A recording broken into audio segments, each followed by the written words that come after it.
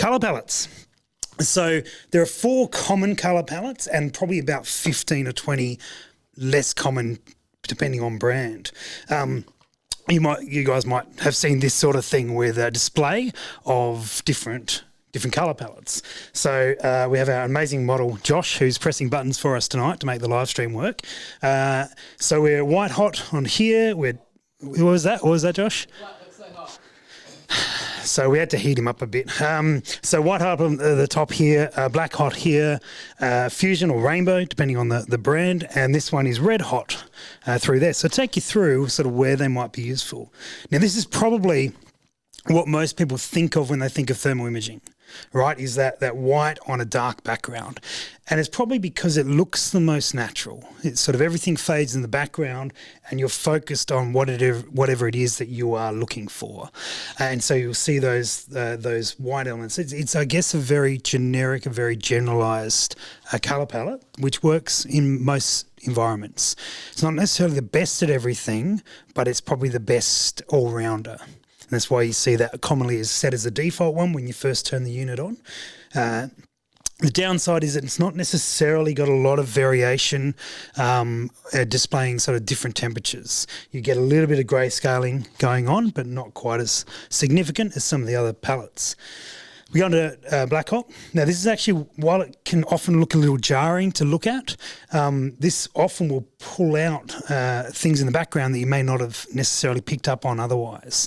So it'll often have lots of black dots around and can be really good for identifying where targets are. It can be a little bit hard. As you can see here, the definition is not as clear because it very quickly reverts to black. All right.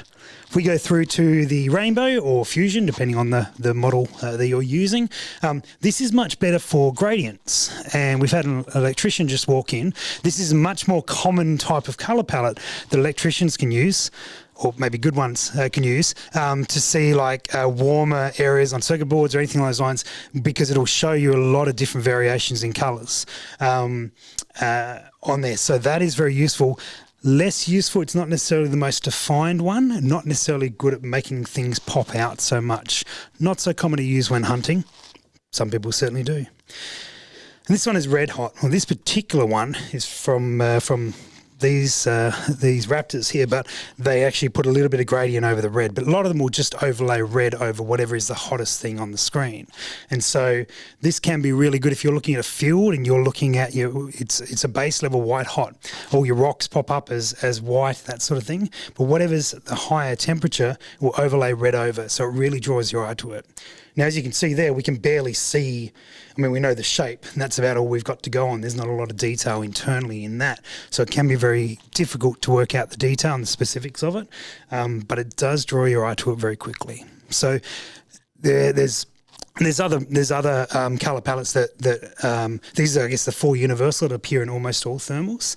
There are a couple others that are brand specific, and they might take your fancy as well.